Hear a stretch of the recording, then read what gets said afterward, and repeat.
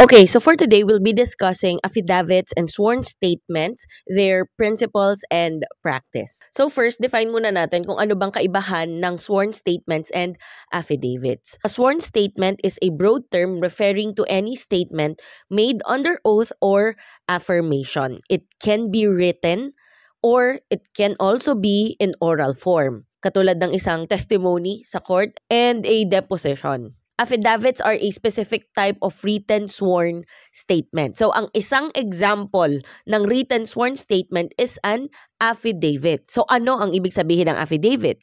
An affidavit is a written declaration of statement of facts voluntarily made by an affiant. Pag sinabing affiant, eto yung taong gumawa nung affidavit. Siya yung, kumbaga, author nung affidavit na yon. Affiant ang tawag sa kanya.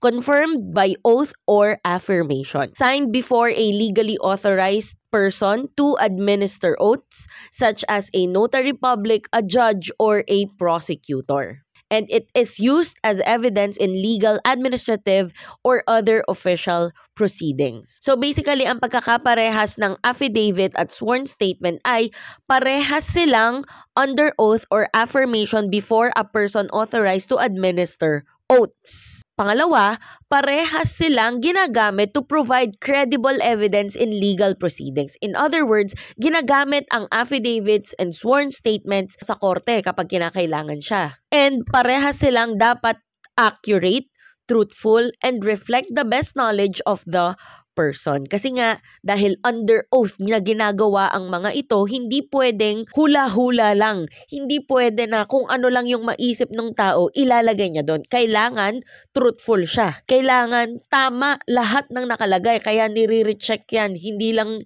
kumbaga, isang pasada. Paulit-ulit siyang chinecheck. Ano naman ang difference nila? Pag affidavit, it is specifically designated for use in legal proceedings. Okay, hindi ito basta-basta ginagawa lang sa kahit anong pagkakataon. Kapag merong legal proceeding, doon lang ginagamit ang affidavit. Kapag merong legal matter. Okay. Then it must be notarized. Kaya nga 'di ba, ang affidavit of laws, notarized 'yan. At ang ibang uri pa ng affidavits, lahat 'yan notarized. And then, nakalagay din ang detailed contents and it is required. Hindi pwedeng wala ang isang affidavit. Depende na lang sa kung ano yung transaction or kung ano yung legal transaction na yan. Kapag sworn statement naman, it can be used for a variety of purposes. Kasi, kumbaga, think of a sworn statement as a general use na document. Parang ganun. Okay, and it does not have to be notarized kasi nga madaming uri ng sworn statement. So depende na lang sa uri ng sworn statement kung i-require ba yan na inotaryo. And then it has broad contents kasi katulad nga ng sinabi natin kanina, general ang nilalaman nito. General document ito. And then, it is made voluntary. Kumbaga, depende na lang sa proceeding, depende na lang sa activity kung gagawa siya ng sworn statement or hindi. Kasi nga, it is voluntarily made. Hindi katulad ng affidavit required talaga. Parang kapag nawalan ka ng ID, hindi mo pwedeng sabihin lang, promise sir, nawala po ID ko. Hindi ganun.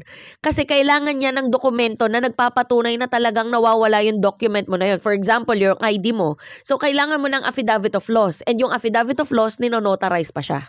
Okay. So, the affidavit and sworn statements purpose in legal proceedings. First one is to present facts to a court or administrative body without the need for direct oral testimony at certain stages. Another is to support motions, petitions, complaints, or other legal documents to establish a factual basis for legal action or defense. Yan yung mga purpose ng affidavits and sworn statements in different types of legal proceedings. Then we now move on to the legal significance and importance of sworn statements and affidavits. So first one, evidentiary value. It is treated as sworn testimony, carrying the weight of evidence. Kaya lahat ng sworn statement, lahat ng affidavits ay tinuturing na ebidensya. Okay. Admissible in various legal and administrative proceedings subject to the rules of evidence. So generally, sworn statements and affidavits are accepted in legal proceedings and in administrative proceedings. Depende na lang kung admissible ba talaga yung evidence na yon. Kasi, baka fruit of the poisonous tree, 'di ba? Hindi siya pwedeng tanggapin kapag ganun. Okay. Then another one is use in court for preliminary investigations, often used to establish probable cause for arrest or filing of charges. Of course, kailangan ng sworn statement para matukoy kung talaga bang merong ebidensya, merong sapat na ebidensya para arestuhin ang isang tao. Okay, it is also used for motions, and as we have mentioned before, pag sinabing motion, these are somewhat a type of request. Kasi nakikisuyo ka, di ba? To provide factual support for requests made to the court. And then, direct examination in some jurisdictions or in some contexts. This may serve as direct testimony subject to cross-examination. Kasi dahil nga sworn statement siya, sinumpaang salaysay, di ba? So, pwede siyang tanggapin sa korte as direct evidence. Then, another legal significance is the role in administrative proceedings. So, commonly used in government agencies, regulatory bodies, and quasi-judicial tribunals. So, yun. Pag sinabing administrative proceedings, ito ay somehow parang internal doon sa isang agency. You can think of it as parang internal cases. Yan. Kumbaga, within the agency lang na kaso. Administrative yun. And then, establishing facts under oath. So, provides a formal and verifiable record of a person's factual claims. Kasi nga, di ba, kapag sworn statement, kapag affidavits, dapat lahat ng nakalagay doon ay tama. Hindi pwedeng gawa-gawa lang. Kailangan accurate lahat ng nandun. The act of swearing or affirming adds solemnity and legal accountability. Kapag kasi merong pangangako na legit lahat ng nakalagay sa isang sworn statement or affidavit, kumbaga nadadagdagan siya ng credibility. Nagkakaroon siya, sabi nga dito, solemnity. 'Di ba? Pag solemn, it has something to do with peace. 'Di ba? And merong legal accountability. Ibig sabihin, merong legal repercussions. May mangyayari sa'yo legally kapag napatunayan na hindi totoo yung mga nakapaloob o mga nailagay mo doon sa affidavit or sworn statement mo. And then here are the key elements and parts of an affidavit. The first one is title or heading. So this clearly identifies the document. Kumbaga, ano ba to? Ano ba yung mababasa ko sa loob nito? Pwedeng affidavit of complaint, affidavit of loss. So kapag nakita mo na yon doon sa title, okay, ang mga nakalagay dito ay description kung papaano nawala yung bagay na to kapag affidavit of loss, di ba? Second is venue or jurisdiction.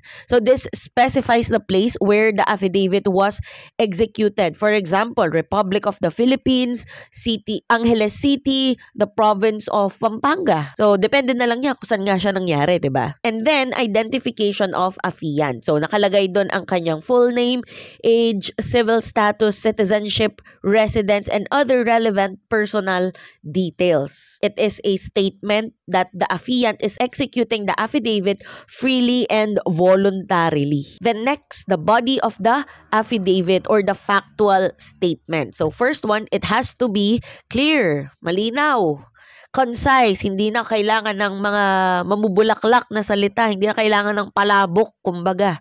And chronological narration of facts. Mahalaga to kasi kailangan kung papaano nagsimula yung pangyayari, yun yung una mong ikikwento, yun yung una mong babanggitin doon sa affidavit mo. So first one, affiant's name, do hereby depose and state. Yan ang example kung paano ginagawa yon. And then each statement should be based on the affiant's personal knowledge or reliable information. Okay, number 5 is attestation clause.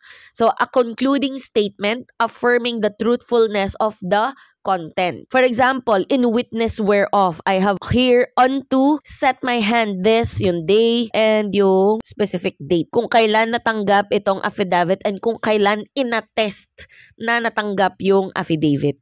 And then, of course, yung signature ng affiant, hindi pwedeng mawala yan. Kasi 'di ba mahalaga ang signature, nagpapatunay na ina-acknowledge niya lahat ng contents na nakalagay sa isang document. So, the affiant's actual signature above their printed name. And then number 7 is the jurat. This is the notary public's certification. Pinapatunayan ng isang notary public yung mga nakalagay na contents doon sa affidavit. This is a certification by the officer administering the oath that the document was subscribed and sworn to before them. Kumbaga, dumating na personal yung affidavit na yon doon sa notary public at mapatutunayan yon through the jurat, yung notary public's certification. Okay. So, mag-define muna tayo ng ibang terms. Pag sinabing affiant, nabanggit na rin naman to kanina, it is the person making the sworn statement or declaration. Yung taong gumawa nung declaration, nung sworn statement or nung affidavit. Tawag sa kanya, again, is affiant. Ano ang qualification para maging affiant? Kailangan legal age. Kasi hindi naman pwedeng ma-involve ang isang minor in legal matters, di ba? So, kailangan legal age, mentally competent, nasa tamang pag-iisip, and understand the nature of the oath. At naiintindihan niya kung para saan daw ba yung oath na yon. And then, he or she provides the factual information, takes responsibility for its truthfulness. Kumbaga, sa kanya, doon sa affiant, manggagaling yung mga iba't ibang impormasyon na ilalagay doon sa affidavit. And siya rin ang magte-take responsibility, siya ang magpapatunay na ang lahat ng nakalagay doon sa affidavit na yon ay totoo. The jurat is the part of an affidavit where the notary public or other authorized officer certifies that the affiant personally appeared before them, was identified, and swore to the truthfulness of the contents. Okay. So, ano ang purpose kung bakit naglalagay ng jurat? So, it authenticates the affiant's oath and signature. Pinatutunayan nga na totoo yung mga nakalagay dyan. And then, ang essential components ng jurat is yung subscribed and sworn to before me this day of, for example, July 2025 at Angeles City, for example. Then, nakalagay doon yung notary public signature, yung printed name, commission number, roll of attorneys number, PTR number, IBP number, and expiry of commission. And of course, yung notarial seal. Yan, lahat ng yan ay part ng jurat. And then, yung acknowledgement naman, this is a formal declaration by a person before an authorized officer, usually a notary public, that they executed the document as their free and voluntary act. Ginagamit ito for documents transferring property rights where the intent to execute the document itself is being attested, not just the truth of its contents. Okay, so ano kaibahan ng jurat at ng acknowledgement? Pag sinabing jurat, this certifies the oath to the truthfulness of statements. Pinatutunayan na totoo lahat ng nakalagay doon sa affidavit. Yun yung jurat. Yung acknowledgement naman, this certifies the voluntary execution of the document itself. Pinatutunayan na walang pumilit doon sa tao na gawin itong affidavit na to. Yun yung acknowledgement. Okay, again, jurat certifies the oath to the truthfulness si jurat.